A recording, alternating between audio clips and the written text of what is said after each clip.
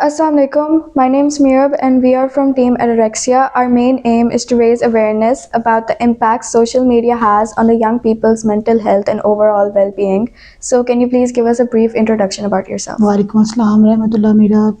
Sure, I am Amna Saqib. I am a psychologist, also a family and relationship therapist with over 10 years of experience in the field helping individuals, youngsters, also couples building healthy emotional connections. I am internationally certified in NLP, timeline therapy and also hypnotherapist. Okay, thank you. So here are some questions that I'm going to ask you. According to your experience, how would you describe the overall impact of social media on young people's mental health? Social media has a dual impact. It enhances connection and learning. Around 80% of teens says it helps them feel connected, but research shows that adolescents who spend more than 3 hours daily are at nearly double the risk of anxiety and depression symptoms. So it's very dangerous. Okay, so what are, in your opinion, the biggest ways that social media has affected young people's mental health? Social media has the flood of information and stimulation. So it disrupts the sleep patterns of our youth.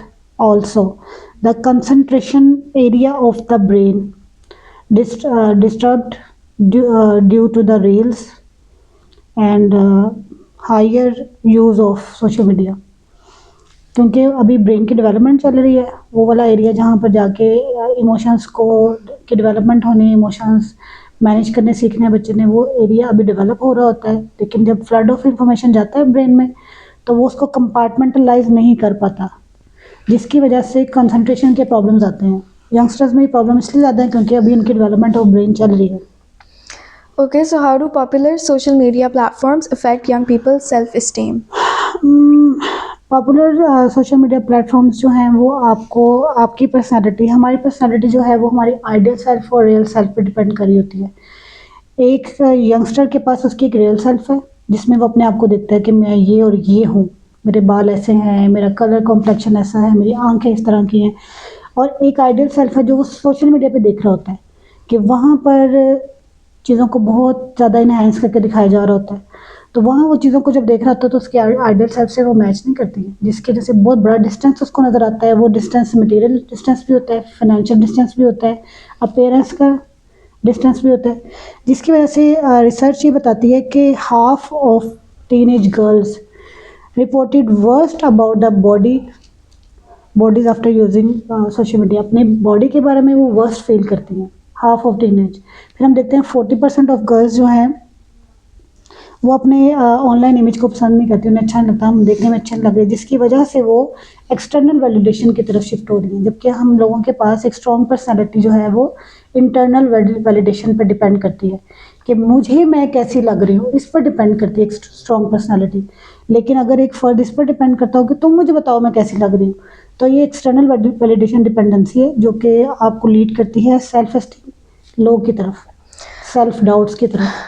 Okay, in your opinion, what are the greatest dangers posed by social media for young people's mental health? मैं आपको कहूँगी the biggest risk include comparison culture, cyber bullying, fear of miss out, emotional addiction and identity confusion.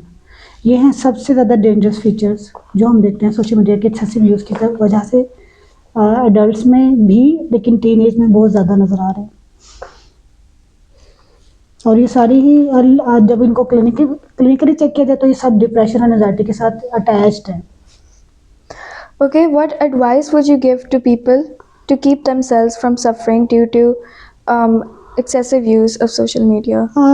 Excessive use of social media चूँकि हमें anxiety, depression, self harm in चीज़ों की तरफ लेके जा रहा है, हमारी टीन एज यंगस्टर्स को भी उधर लेके जा रहा है.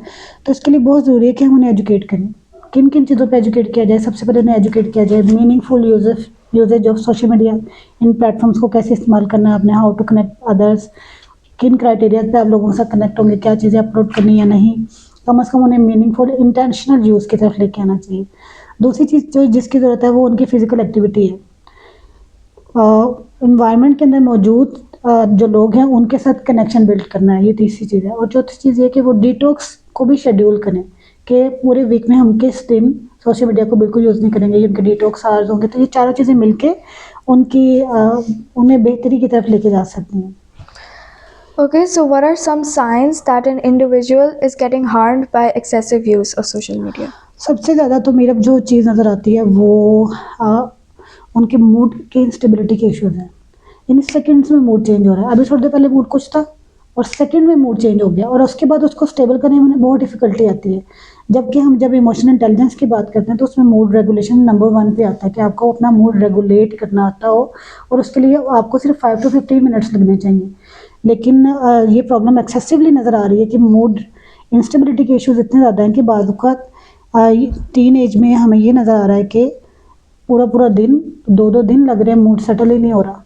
और मूड सेटल होने के लिए कंडीशंस लगाई जा रही हैं, फलां चीज़ करके देंगे फिर मेरा मूड ठीक होगा। यानी खुद से अपने मूड को स्टेबल करने की सलाहियत नज़र नहीं आ रही है यूथ के अंदर। दूसरा हम ये देखते हैं कि सबसे ज़्यादा उन्हें अपनी सक्सेस, ब्यूटी और लाइफ़स्टाइल के हवाले से भी प्रॉब्लम्स अपने अंदर नज़र आती हैं कि I am not successful, I am not beautiful, मेरा लाइफ़स्टाइल अच्छा नहीं है। इन सब जगहों पे उन्हें बहुत ज़्यादा डिस्टर्बेंस फ़ील होती है जब वो कंपेयर कर रहे हैं दूसरों के साथ। तो ये 2 मेजर इम्पैक्ट हैं जो इस वक़्त टीनेज और यूथ को डिस्टर्ब कर रहे हैं।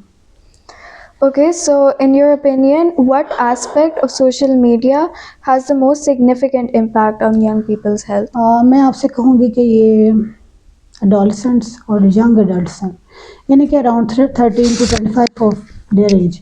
और आप ये देख लें कि WHO की रिपोर्ट के मुताबिक सबसे ज़्यादा सुसाइडल रेशो भी इसी एज के अंदर है। 13 से 20, 15 से 25 रेशो को वो बताते हैं, 26 तक वो बताते हैं। तो ये सबसे ज़्यादा ऐसी एज है जहाँ पर इन लोगों के लिए डेंजर सबसे ज़्यादा है। इसके अलावा मैं आपको ये कहूँगी कि हमें ज़रूरत है कि हम अपने बच्चों को इमोशनल रेगुलेशन सिखाएं, अपने यूथ को इमोशनल रेगुलेशन सिखाएं, आइडेंटिटी फॉर्मेशन की तरफ लेके जाएं। ऐसी एक्टिविटीज़ उनके लिए होनी चाहिए जो उनकी आइडेंटिटी को फॉर्मेट करने में हेल्प करें। तो हम इन चीज़ों के My name is Anaya, and the first question I'll be asking you is, in your opinion, what approximate age group is most affected by social media? Anaya, according to research, 13 to 25, the age group is mostly affected by the social media. Also, WHO reported that इसी age group के बारे में WHO report करता है कि यहाँ पे suicidal ratio बहुत ज़्यादा है, डिप्रेशन एंजाइटी बहुत ज़्यादा क्लेम की जा रही है इस वाले एज ग्रुप में। और अभी जो जेन ज़ी के बारे में लिखने वाले जो ऑथर्स हैं, जैसे कि जेम्स इस वक्त लिख रही हैं उसके बारे में, वो बताती हैं कि सबसे ज़्यादा ये जनरेशन है जो एंजाइटी और डिप्रेशन से सफ़र कर रही है। तो ये अकॉर्डिंग टू 13 to 15 एज के दरमियान के लोग हैं। All right. So the next question is that what are some healthy habits that can be implemented to stay mentally well while using social media? जब हम हेल्दी हैबिट्स की बात करते हैं तो मैं सबसे पहले mindful usages of social media की बात करूँगी कि सबसे पहले हमें अपनी यंगस्टर्स को, अपने यूथ को, अपनी टीनेज जो ग्रुप है एक, उन्हें इस पर एजुकेट करना है कि आपको कैसे माइंडफुल यूज़ करना है सोशल मीडिया को। इसके अलावा ये कि उन्हें हमें ये भी सिखाना चाहिए कि वो अपने इर्द गिर्द के लोगों के साथ कैसे कनेक्ट हो सकते हैं जो उनके आसपास मौजूद हैं। तीसरी जो बहुत इंपॉर्टेंट चीज़ होनी चाहिए वो है इमोशनल रेगुलेशन। जो सबसे ज़्यादा जहाँ पे वो सफ़र कर रहे हैं, वो अपने इमोशंस को रेगुलेट नहीं कर पाते, तो उसके लिए उन्हें एजुकेट करने की ज़रूरत है। इमोशनल इंटेलिजेंस सिखाने की चीज़ है। हम इमोशनल इंटेलिजेंस लेके पैदा नहीं होते, हम इमोशनली इंटेलिजेंट बनाते हैं अपने आप को, एक स्किल हम सीखते हैं। तो जैसे कि हमारी इस जनरेशन को सबसे ज़्यादा ज़रूरत है अपने इमोशन को रेगुलेट करना, सीखना आना चाहिए। ये सीखें और इन्हें आना चाहिए, क्योंकि ये चीज़ें ना होने की वजह से उनके अंदर कंसिस्टेंट सैडनेस बन रही है, होपलेसनेस बन रही है, क्योंकि वो अपने इमोशन के अंदर स्टक हो जाते हैं। तो वो होपलेस हो रहे होते हैं, अपने इर्द गिर्द के एनवायरनमेंट से होपलेस हो रहे होते हैं। चीज़ें ठीक नहीं होंगी, कभी भी हम बेहतर नहीं कर पाएंगे चीज़ों को। ये प्रॉब्लम्स आ रही हैं उनके अंदर। All right. So the next question is that over the years, has the rise of social media platforms resulted in an increase of mental health issues such as anxiety or depression? हाँ बिल्कुल, यहाँ पे मैं आपको ये कहूँगी कि emotional sensitivity connected है इसके साथ। जितना ज़्यादा इमोशनल सेंसिटिविटी होगी उतना ज़्यादा डिसरेगुलेशन होती है, लिहाजा कोग्निटिव डिक्लाइन बिल्कुल आया है, इमोशनल इंस्टेबिलिटी भी आई है। और उसकी वजह यही है कि एक्सेसिव यूज़ है सोशल मीडिया का। अगर हम उसके यूज़ को कंट्रोल्ड टाइम के अंदर लेके आ जाते हैं तो इन सारी चीज़ों को कंट्रोल किया जा सकता है। Next question is that being a psychologist, have you ever dealt with a person who has suffered due to social media? हाँ बिल्कुल अनाया, मेरे पास बल्कि मैं अगर आपको बहुत ही दुख के साथ अगर ये बात कहूँ कि पिछले 3 सालों में मेरे पास सबसे ज़्यादा जो केसेस आए हैं वो टीनेज और यूथ से रिलेटेड थे। जबकि और जब मैं गवर्नमेंट हॉस्पिटल में काम करती मुझे लग रहा था कि वहाँ पे 30+ लोग आएंगे, लेकिन मैं हैरान हो रही थी कि वहाँ पर भी मेरे पास 16 से 30 के दरमियान के लोग ज़्यादा आ रहे थे। तो और ये जो केसेस मेरे पास आए ये इनमें से बहुत सारे लोग वही थे जिनके स्लीप डिस्टर्बेंस के प्रॉब्लम आ रहे थे, कंसंट्रेशन के इश्यूज आ रहे थे, इमोशनल डिसरेगुलेशन के इश्यूज आ रहे थे। तो ये सारे इश्यूज जो हैं ये बन ही वहाँ पे रहे, उन्हीं प्लेटफॉर्म्स पे बन रहे हैं, क्योंकि वहाँ पे एक्सेसिव यूज़ है और फ्लडेड इन्फॉर्मेशन है, हायर स्टिमुलेशन है। इसके अलावा वहाँ पे जो स्क्रॉलिंग, एक नई चीज़ जो ऐड हुई सोशल मीडिया पे मेरा 3-4 साल पहले, उसने भी जो हमारे ब्रेन का वो पार्ट है जो कंसंट्रेशन में हेल्प करता है उसको सुकेड़ा है, वो छोटा होता चला जा रहा है। जितना ज़्यादा हम स्क्रॉलिंग की तरफ जा रहे हैं उतना ज़्यादा वो फोकस वाला एरिया जो है वो छोटा होता चला जा रहा है। तो जब एक एडल्ट, एक टीनेज या एक यंगस्टर का किसी भी चीज़ पर फोकस नहीं कर सकता तो अपनी ज़िंदगी में किस चीज़ में आगे जा पाएगा? कहीं पे भी नहीं, ठहराव नहीं बनता है, कहीं वो रुक नहीं पाता। वो बार-बार चीज़ों को बदलता है, अच्छा ये करके देखता हूँ, अच्छा ये करके देखता हूँ। रिलेशनशिप के इश्यूज़ में इस वक़्त चूँकि मेरी स्पेशलाइज़ेशन वहाँ पे है, सबसे ज़्यादा मैं यूथ को वहाँ सफ़र करता हुआ देख रही हूँ। वो किसी एक रिलेशन में सैटिस्फाइड ही नहीं होते। उन्हें लगता है ये ठीक नहीं है, चलो किसी और को ट्राई करके देखते हैं। अच्छा वहाँ पे भी चीज़ें ठीक नहीं लग रही, किसी और को ट्राई करते हैं। यानी जो रिलेशनशिप के अंदर सस्टेनेबिलिटी, कंसिस्टेंसी चाहिए होती है वो कहीं पे भी मौजूद नहीं है। और उसकी वजह, बहुत बड़ी वजह सोशल मीडिया यूसेज है। All right. So the next question is that there's a growing belief that since now many psychologists do online consultations, isn't that similar to talking to an AI or maybe perhaps a chatbot? Never, no भी नहीं कहूँगी मैं कहूँगी never.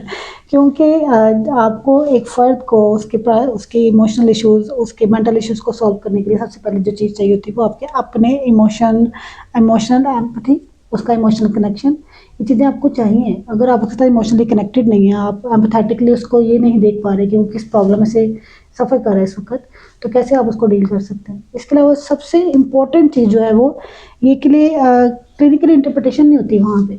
एक फ़र्द आया और किसी chatbot पे ये लिखता है कि मेरे पास ये सिग्नल्स हैं, ये वाले सिम्पटम्स हैं, और वो उसको कहता है कि आपके पास एंग्जायटी है। और अगर उसके पास रियली एंग्जायटी ना हो, कोई और प्रॉब्लम हो, और वो एंग्जायटी को ही डील करता चला जाए, और आपको पता है हम ऐसे केसेस भी देख चुके हैं जहाँ पर चैटबॉट के साथ चैट करते-करते पता नहीं किन प्रॉब्लम में चैट कर रहे थे, लेकिन सुसाइडल के केसेस भी सामने आ गए हमारे।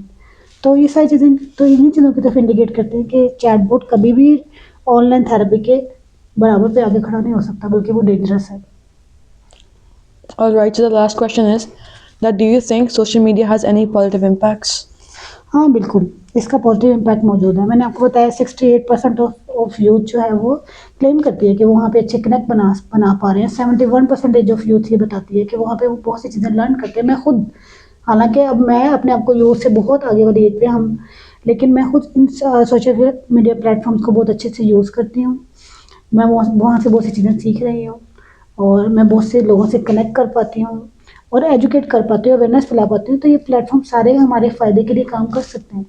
फिर वापस मैं उधर ही जाऊँगी कि ये हम पे डिपेंड करता है, ये हमारे यूथ को एजुकेट करने की ज़रूरत है कि वो उसको कैसे मीनिंगफुल, माइंडफुल वे में यूज़ करेंगे तो उसके फ़ायदे उठा सकें और उसके नुकसान से बच सकें। All right. Thank you so much for your time and your answers. They really help us out. Welcome both of you.